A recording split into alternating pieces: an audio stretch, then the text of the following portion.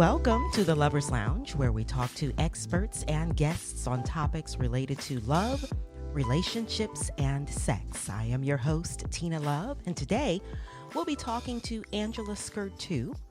She is a speaker, an author, nationally licensed marriage therapist, and a podcast host of her own. I'll be talking with her about surviving infidelity. Hello, Angela. Welcome. Hello, Tina. Thank you. Yes, it's such a pleasure to have you on the Lovers Lounge. So, we're going to be talking about a pretty delicate topic, and there's so much to cover. So, first of all, I just want to ask you about dishonesty and lies. So, why do some people have a hard time telling the truth? Just in general, Yeah. I think it depends on the topic. But a basic thing to consider is if they're ashamed about the thing. So at a base level, people are dishonest when they're ashamed of something either about themselves or some action that they're taking. And shame kind of creates different behaviors in us, either hiding behaviors, withdrawing behaviors, or lashing out. Actually, sometimes people then will use that shame to blame others, but it all kind of links back to shame about something. Right. Something they're trying to hide or ashamed of. Yes. So Yeah. you talk about training out lies. Is there really a such thing? I mean, can you really train out lies? Does it really work? Well, yes, if people want to change a behavior, they really can learn to be more honest and upfront. I'm not going to say it's something that happens overnight, but so I kind of want to put this in context. Right. Since you're talking a little bit about infidelity here, when I talk about training out lies, there's two different kinds of people I'm thinking of when it comes to infidelity.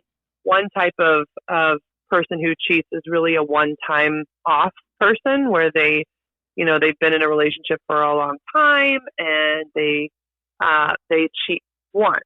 There's this kind of belief that once a cheater, always a cheater. And that's not actually always the case. There are some people who cheat just once and really, really learn a big lesson about why that's not a good thing for them.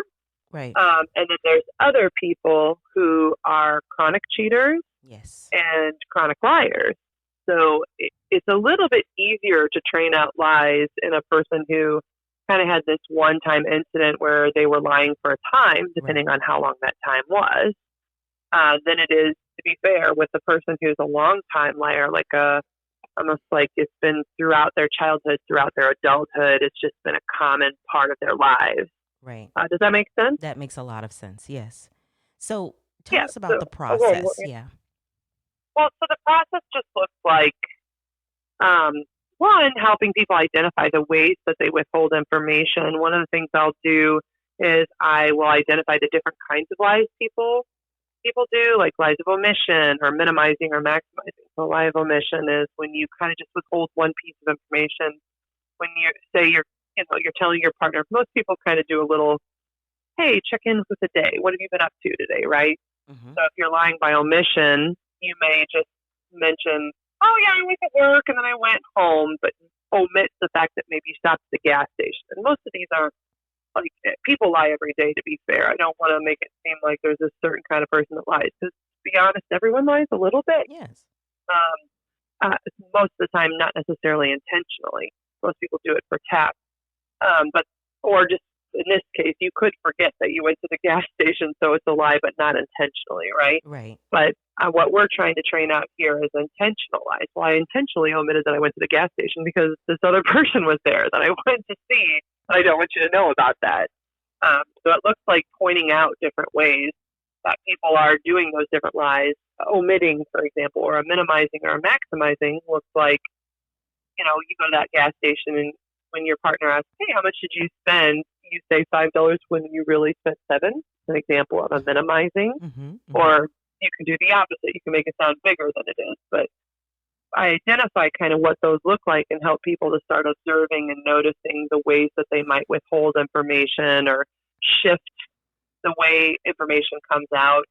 And of course, when it comes to infidelity, you're looking at how did you do this as a way to kind of hide these things going on in your affair? And what are you going to do now to be like really honest with your partner to start to build trust? Because usually when I'm training out lies, so to speak, it's when a partner wants to be honest with their current partner. It's when they want to work on their relationship or their marriage and they realize they made a big mistake. And those lies cause a lot of harm. But Right. yeah. Yeah. So, speaking of lies, this sort of leads to cheating, of course, in a relationship and having an affair. And I've seen some stats that you had as far as, women to men cheating in percentages. It was interesting. 67% of men and 54% of women. And then you kind of left a note that, this could be maybe more or less just because sometimes people don't always tell the truth or Mm-hmm. tell, honestly about these numbers. And so it could be more. So, how does this all tend to start with an unfaithful spouse or partner starting to cheat? Well, that's a good question. And I have a very unique story, but not. Um, I mean, the story of cheating really looks like this. Somebody shows an interest. Usually there's just an opportunity. And I want to make it clear that most people don't set about to cheat. Most people don't preconceive or premeditate would be the word I'm using to describe it. Like, I'm going to go and I'm going to go cheat. Most people kind of happen to cheat. Right. And what that looks like is an opportunity presents itself where somebody is showing interest, but it's at a very low level. It might just be a friendship, for example. And so a friendship maybe starts, and you feel kind of close enough to a person. Maybe you feel like they're alike. Ever felt like you feel like this sense of I know this person or I connect with this person in a way that I haven't connected with somebody in a while, and that could just be at a very innocent level at first. Mm-hmm.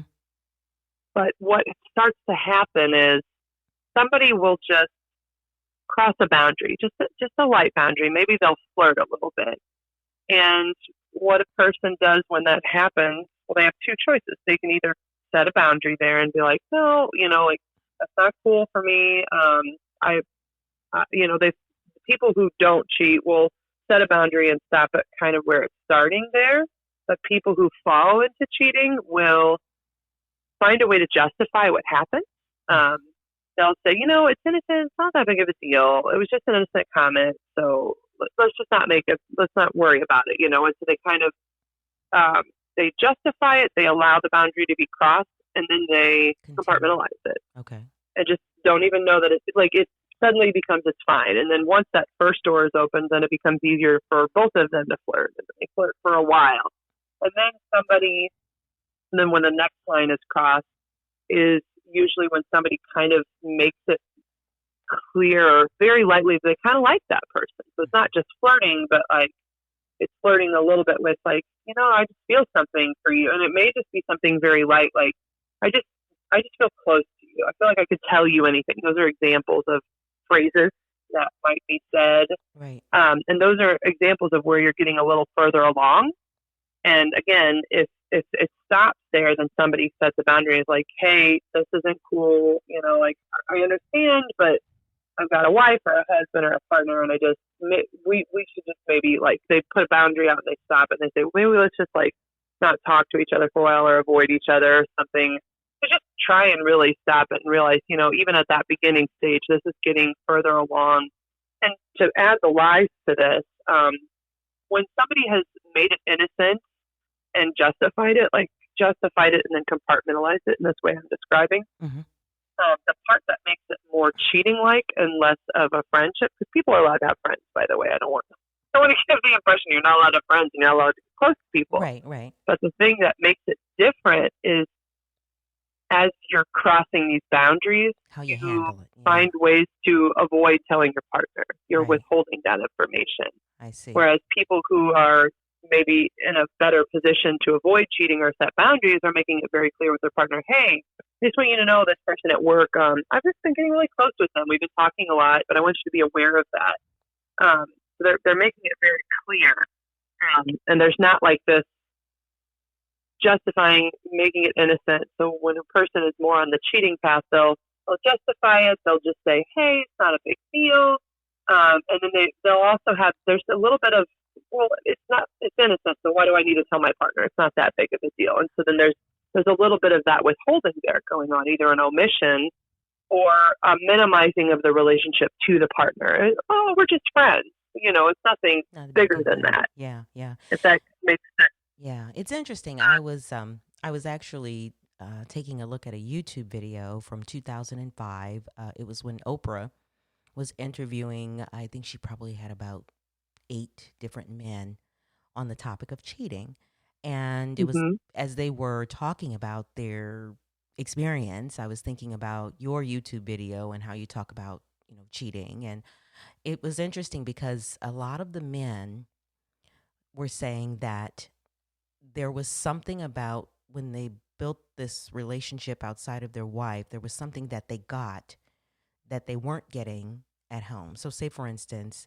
a lot of them were saying that when this friend or person showed so much admiration towards them, or as though they just really adored them, and it was just, they were so into them, that kind of made them feel something that they were not getting from their wives at home. Does that make sense? Yeah, absolutely. And I think that can be common, especially when people have felt distant from each other. Partners have felt, people can kind of get in these ruts and feel like they're just not connected to one another anymore. Right. I think sometimes we lose each other in relationships too. So yeah, to feel like a new person is giving you that energy and attention, very much so, I could see why that would draw someone in. Right.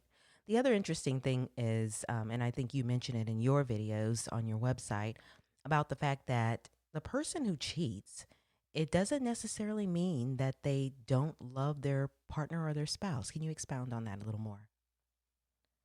Well, I've seen people who are still very much in love with their partners.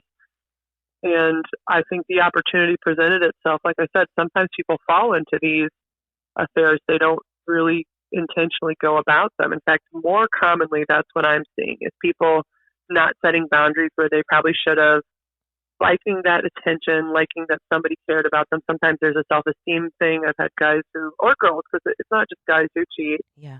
I mean, I know we mentioned that, but it can be that you just feel like you're the center of attention to somebody, and you and your partner have just been going through the motions, and you just don't feel that love as strong as it once was in the beginning when everybody is just really focused on each other.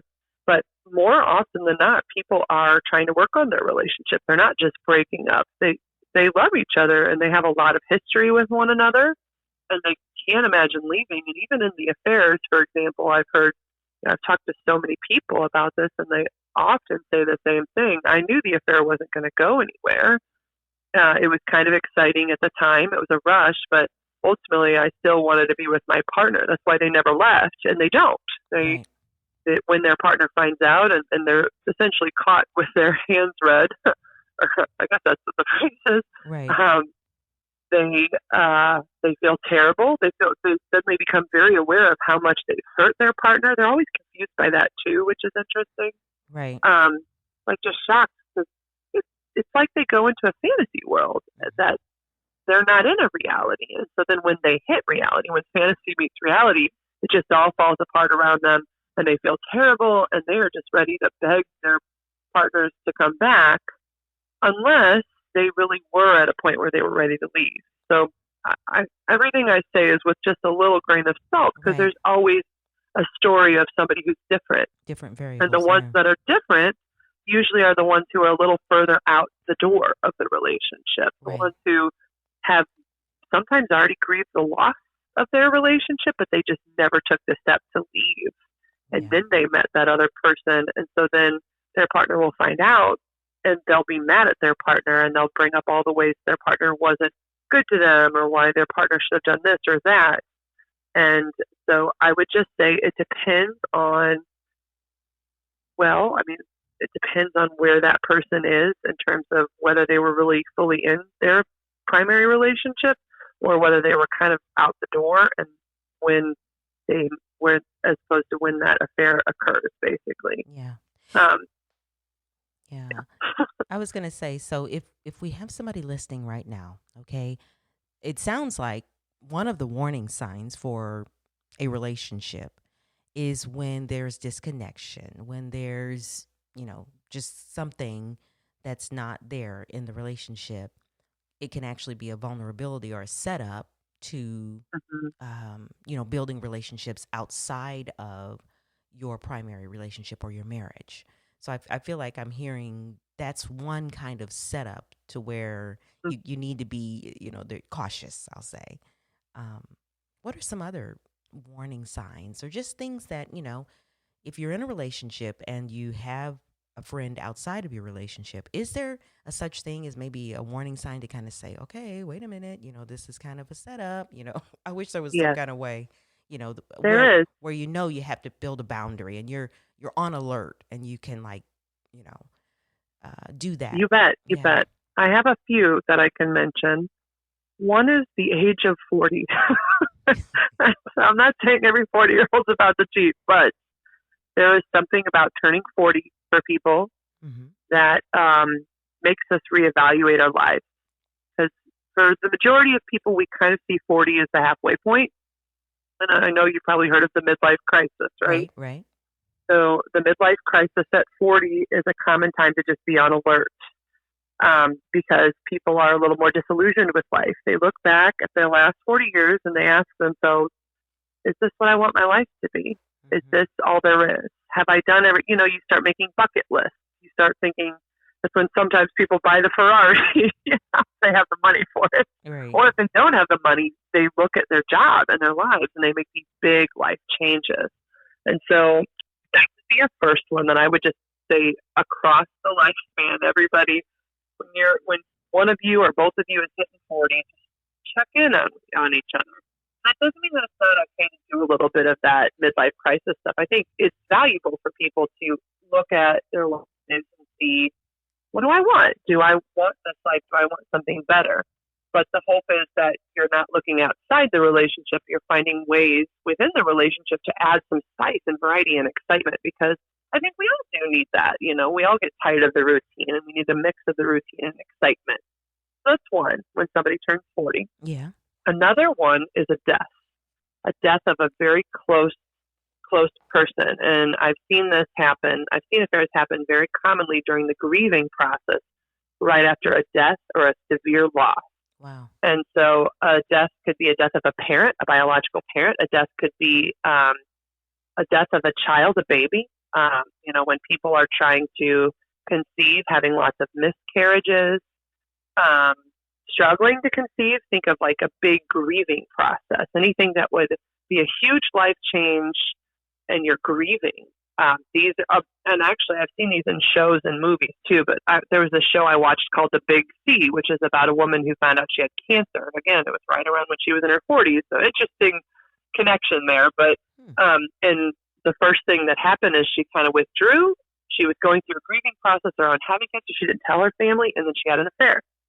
And so I just thought it was interesting in that show that happened, because it's like, yeah, that's what I'm seeing here as a therapist, is if there is a death of someone significant, or if there's a severe grief around some life change, Mm-hmm. then people feel so down, so depressed. They're struggling, grasping at straws, that something like an affair, somebody giving you attention, somebody offering some form of life when you feel dead inside, essentially.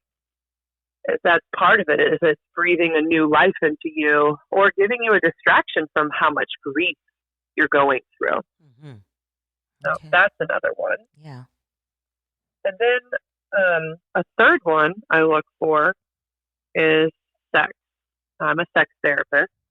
And so when anybody is in a sexless relationship or a sex-starved relationship, if sex isn't good anymore, if sex hasn't grown or matured in the relationship in some way, meaning you haven't, like if you're having the same sex you had when you started the relationship, you've never done anything new or tried things, found out, just experimented some, then that is one to pay attention to as well. And while I don't think sex is the marker for a good relationship, I do think that people judge whether their relationship is good based on their quality of sex. I see.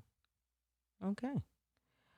All right. So those are the three. I think it was 40, grief, and then sex. Yep. Yep. And there can be more, but those are just the ones that come up the most often. Yeah. And I still want to put a caveat in there that, like, just because any of those things is occurring doesn't mean, oh, this means my partner's cheating on me. Right. No, it just means, hey, you're in a little danger zone. Right. And it would be good for you guys to check in Yeah. and see how things are going. Right. Check in, meaning, just kind of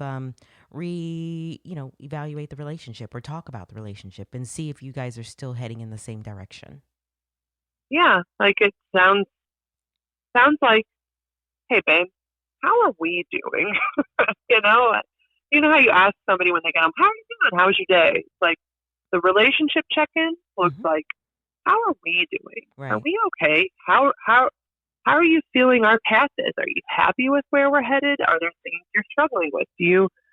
Are you feeling you're getting what you want out of our lives? Or are you missing anything? And it's also answering those questions for yourself too, but it's doing that conversation together. And it's more than one conversation. It's multiple conversations. Maybe it's going to a therapist. But it's definitely making sure you guys are on the same path in some way.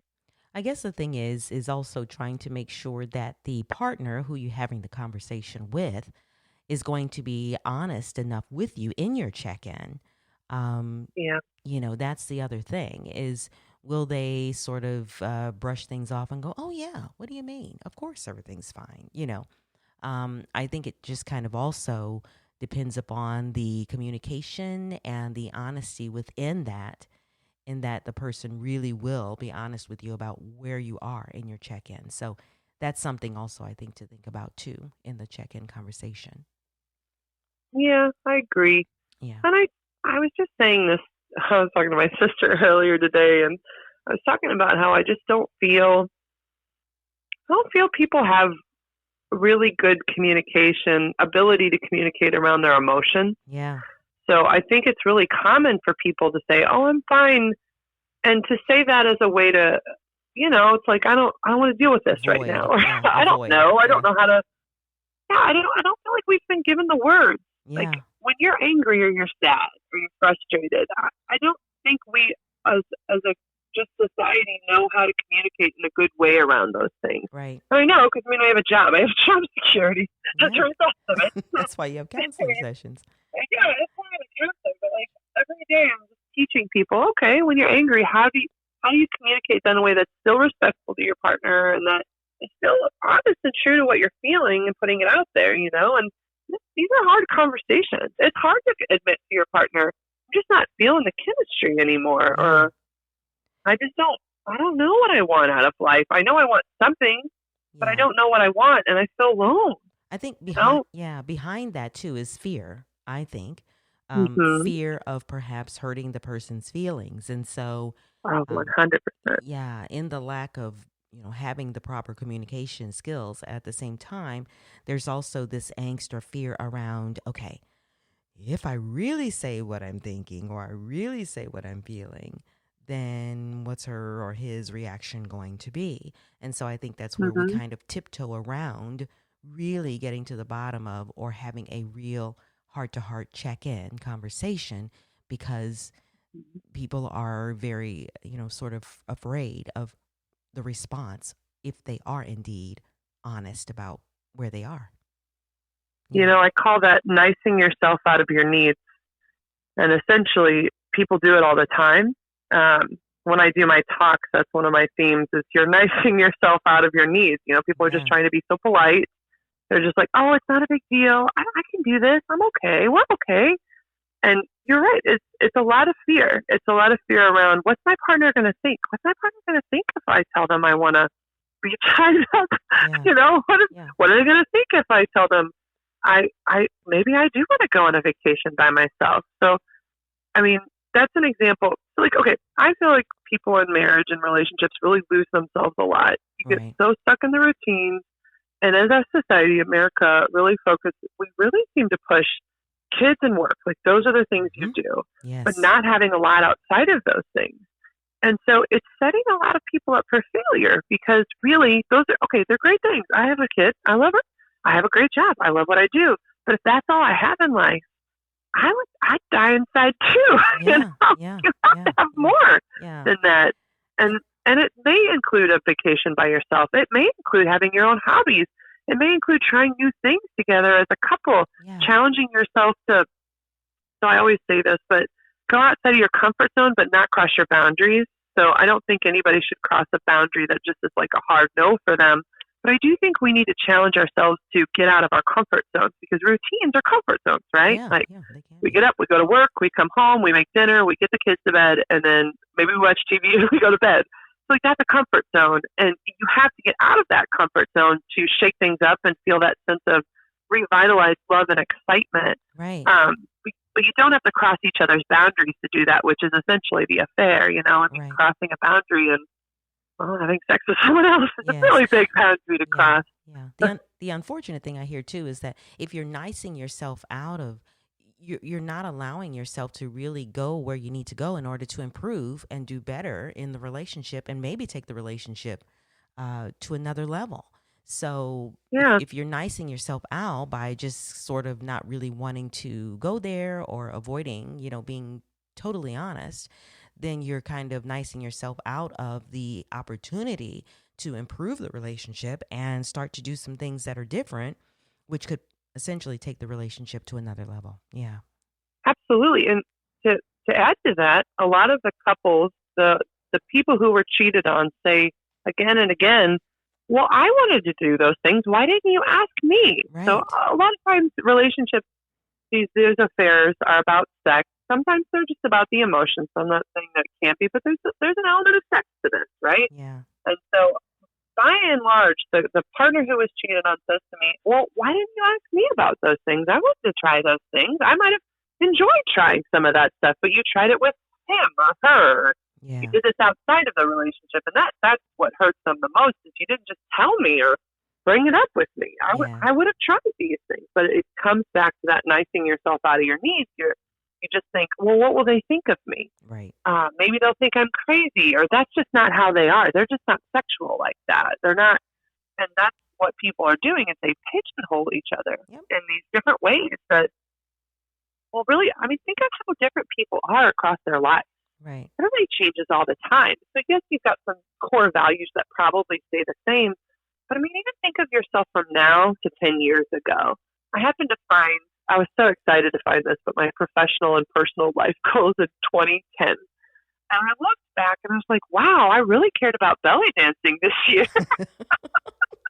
I'm not belly dancing right now. You know, Right. it's Right. just Right. an Right. example where I was like, that was really important to me 10 years ago. At And that right now, time. I'm like, couldn't care less. I still have the skirt somewhere in a closet, but Right, right. But you've changed so much. Yeah, and it's really sad yeah, then to that's the assume, point. yeah, that this person is a certain way because maybe they have grown and maybe they're ready to explore and do different things. Okay, so I would like to say that everybody grows all yeah, the time, and we just don't ask enough and challenge ourselves to get to know each other enough right, in relationships. right. So you've talked about how, when that happens, then the cheating maybe begins or has started. And then it's obvious that the person who was cheated on is left with a lot of feelings. And then the unfaithful partner is left with a lot of feelings once the infidelity and the cheating has come out. So can you kind of describe what might be going on emotionally and everything with both of these people? I guess the person who's been cheated on and the unfaithful partner. Like after somebody's found out, Yes, or yes, the cheating has okay, happened and we found out. So, okay.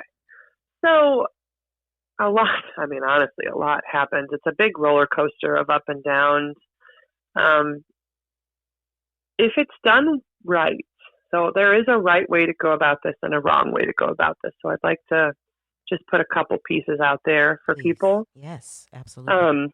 The right way to go about this is if you've been found or caught cheating, coming clean right away as quick as possible, telling as many details from your mouth as possible.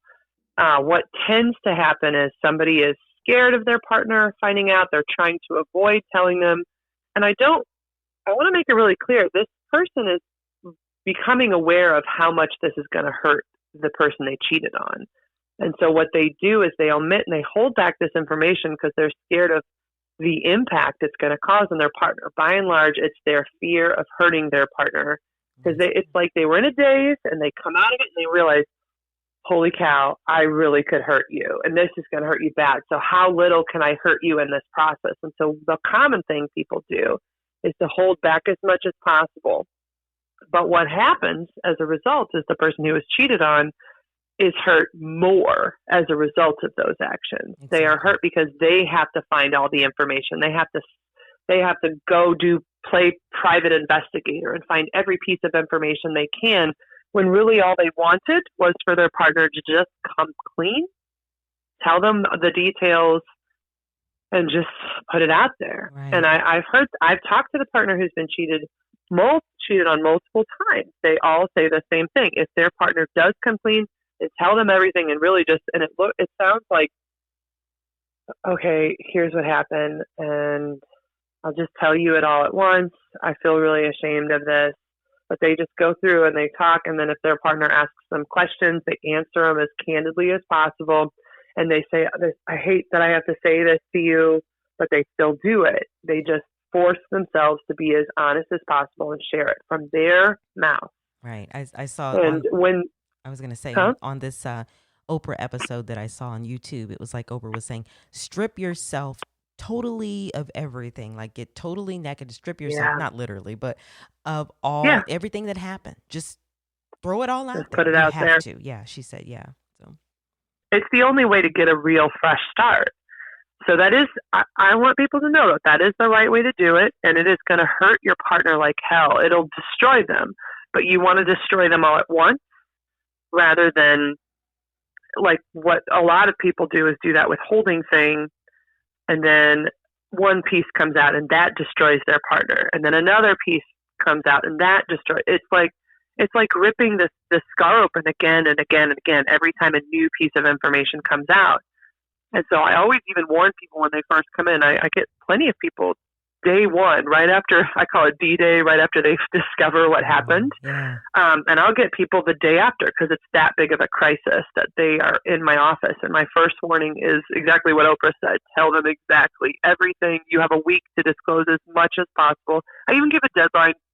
Not that it matters. It's just an arbitrary deadline, but it's to make clients aware of how important it is to just put it out now. Because so you destroy your partner, which I know sounds horrible, but trust me, you need to destroy them all at once. Mm-hmm. And then what happens is you've got all the pieces on the ground, and now it's time for us to pick up the pieces and clean them up together. Right. And we work together as a team. But then the explosion has occurred. There doesn't have to be any more explosions. It's there. We're figuring it out, and now we're going to figure it out together. And when that happens, even on that first day after, I can tell when it's happened and when it's not happened, because the partner who's been cheated on has a different way of talking to me. They'll say things like, "No, they told me everything, and I don't like what I heard, but I mean, they were so detailed that they just know everything, and they feel in their heart like that they know everything." Whereas a person who has done that second path where they're withholding, the partner always knows they're withholding. The partner just knows. They can sense it. You gotta understand, people have lived together forever, like you know that person, yeah. You know that person. So you know when they're not, when somebody's withholding. And those, I always share those lies, the 5 different kinds of lies, the list, because they'll know when I put that out, it's like, oh yeah, this is what he's doing, or this is what she's doing. This is how I could definitely hear this and see this, They have different ways they're just trying to hold back. So anyhow, you just know each other's tells. So that's another way of thinking of it. It's like a poker, your poker tells. So anyhow, then what happens with the emotions is there's a big up and down because it's painful. There's a grieving process around that. But it's interesting because when they are taking that more positive path of being really honest, then they start getting honest about other things too. Right. Like both of them start sharing about things that were missing, that they missed, that they loved about each other, that they hated about each other, that they struggled with. And it's interesting, but when people get that honest with each other, they start to fall in love again. Yes. Because when people are honest, I mean, think about how you fall in love in the first place with somebody. You essentially start sharing parts of yourself And as you feel accepted and that person learns more about you, you get more vulnerable, it makes you feel loved, makes you feel new love. And so it starts a romance, Right. which is so interesting. And their sex life gets really strong and really hot Yes. when it's done right like this. And that's where the highs come from. Great sex, great conversations where it's like, wow, I didn't know this stuff about you. But then followed by heavy lows because there's still the grief around, how could you do this? I can't believe this is what it took for us to get here. I'm angry with you, So like the big, big ups and downs. And the partner who cheated always feels confused, trying to explain, why did I cheat? Because it's often not premeditated. It's not like, I hate you for this and this is why I cheated. It's often more convoluted and confusing to even them. And it's because of the process. It looks more like, well, I just didn't set boundaries where I probably should have. I didn't stop things when I should have. I kind of just, I got excited going, and I continued. Yeah. And there's no noble reason to cheat.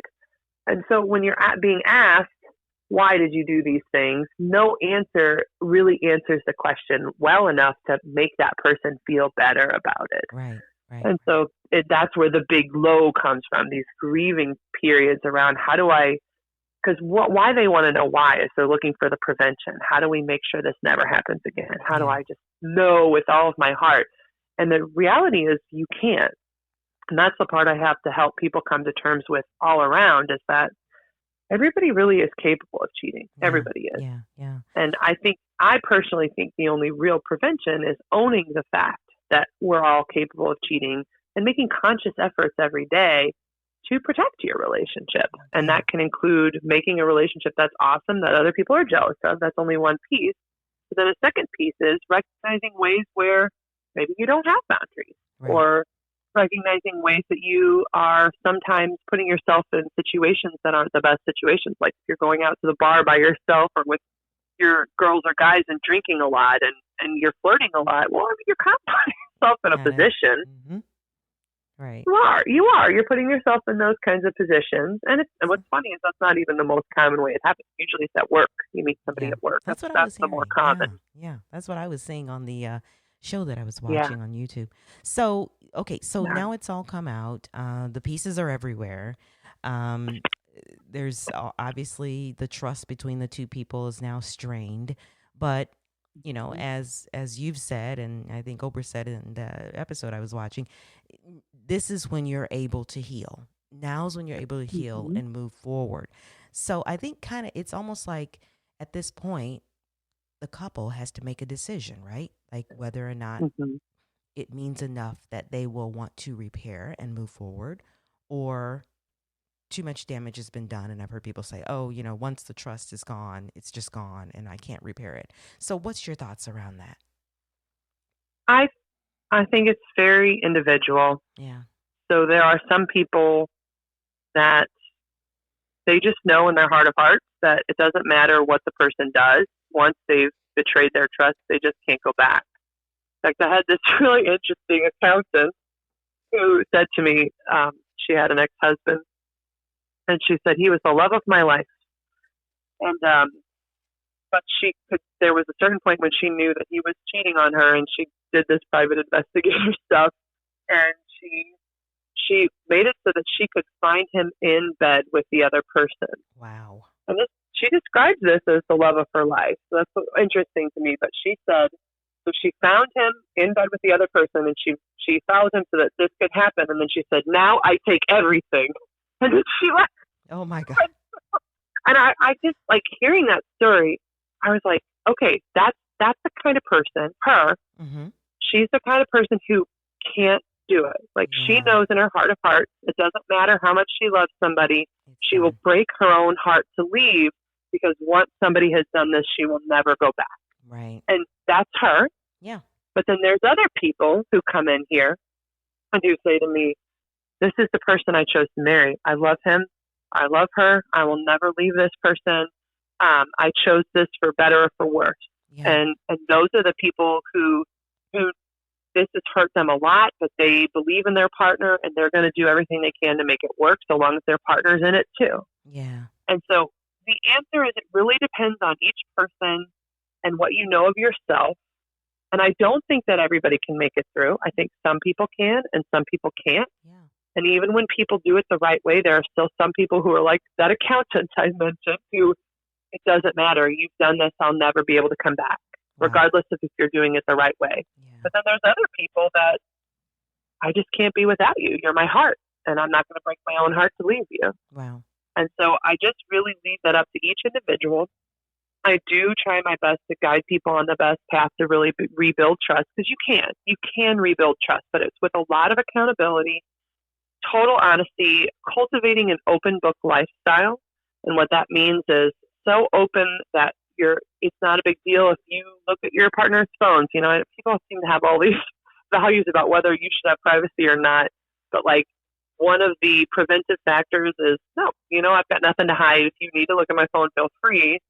But with that being said, there's a trust built around that too, meaning just because somebody looks in your phone, they're not being a jerk about it and like constantly berating you about what's in your phone either. You know, there's still a two-way street on all of this stuff. Right. But there's just such an open lifestyle that it's like, right here. You know, like there's couples who, even without a cheating situation, have the family trackers on each other because they just don't care. It's like, yeah, if you want to know where I am, I'm right here. I'm right here. Really What's transparent. up? You know, open, like yeah. there's just so open. You know, it's like, oh yeah, I'm over here. Come over. Or, oh yeah, I'm with my friends. You want to meet up? You know, like it's not closed. Like, I'm with my friends. You're not welcome. It's right. Just no, being an you're open always book. welcome. Yeah. There's really an open book, and people who cultivate that real open book lifestyle and like share friends and know each other's friends. Those are the ones who have more preventive factors than the ones that are very closed off and so private. Because if you think of like, what's the first thing that people look for when they think their partner's cheating? Well, their phone's right by their side. They never let it hang out at a table. You know, like, yes, exactly. they would always be on their person everywhere in the house. Like, so that's usually a first, just a little telltale sign. People, and everybody knows that one. You know, it's like, why do you always have a phone on you? That seems strange. Yes, even to the bathroom. Yes, wherever you go. Yeah, exactly. Interesting. Like, yes. do you really need to poop with the phone? Exactly. So here it is then. So part of the trust process that you've talked about of building that again also might include, now we need to have a conversation with the other woman or the other man. So how does that work? Well, I'm always very cautious about that conversation. That's the whole session I'll have with partners about, do they want to confront? Do they not want to confront? The most common one people do is they do it as a team. It's always better to do it as a team if you can. But the team confrontation looks like either they both construct a text and send it together, both construct an email and send it together, or if this person is a person in life in person, then maybe they both confront them in person, but they're together as a team. Anything that's done privately by the one who cheated is going to look bad. So anytime somebody comes in and says, oh, I already cut it off, but they haven't shown their partner that they've cut it out, so that's accountability. You're showing with an open book, here's how I cut it off. Or I did it my own way. I said it to them in person. Well, like, I wasn't there for that. I don't know that you cut them off, you know? Mm-hmm. So anytime the person who cheated tries to do it by themselves, that's a big mistake. Don't do that. So you suggested it needs together. to be done. Yeah. Always, it needs to be done together, or it needs to be done for the other person, where the other person gets to take charge of it, but the person who cheated is a support to that person. But it is never a good idea for the cheater to do it by themselves, and it's definitely a worse thing to do it by themselves without their partner around to know what happened, without any sort of accountability around it. Because I've had people say, oh yeah, I totally cut it off, and they didn't. They lied. You know, that was a way that they were trying to keep that relationship, but stave off their partner or pacify their partner. So the best situation is where they cultivate or they create a letter or a text, and they say, please don't contact us again, but we're going to work on our marriage. You're not welcome in our relationship anymore. Don't contact, don't say anything. If you see us in the public, just keep walking, essentially. And I have them let me read it too, because I don't want them to say anything incriminating. So, like, if you don't have a therapist to read it, just have a friend or a lawyer read it, so that there's nothing said that could come, you know, because, like, if you write something down, I mean, people can get restraining orders. It's there, yeah. You know, it's there, and you can't take it back. So it needs to be very basic, to the point. Um, and if sometimes the person who is cheated on wants to do it by themselves, and I'm okay with that so long as the partner who cheated is supporting them, like, well, whatever you need to do. But then I have a long conversation with the person who was cheated on about, well, safety, violence, and their own life choices. Some people are ready to like beat that person up. It's the one time where people who've never been violent in their lives are ready to be violent. Right. And so I have a long conversation with them about, okay, well, you have a job and you have kids or whatever they have. Like, you need to be thoughtful. Like, do you think you'll actually throw down with this person? Because if so, it's not worth it. Then maybe you shouldn't meet them in person. Or if you do, maybe you should be in public so that there's a social shame barrier that stops you, or,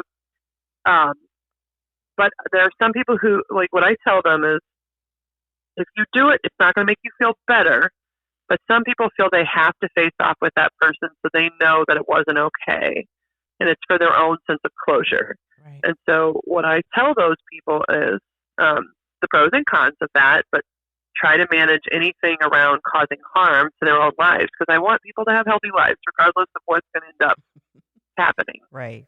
And what's best if for they them, feel like they could do something to put them in jail or to ruin their jobs, then I strongly caution against it, and I suggest other means. And sometimes in certain circumstances it's dangerous. Like, there are, out of these cheating situations, people can start harassing you. People can start, I've seen situations where people were trying to get money, and I know we've seen those in the big political things. So, like, say somebody cheats with a politician and then they try to get money from them. Yeah.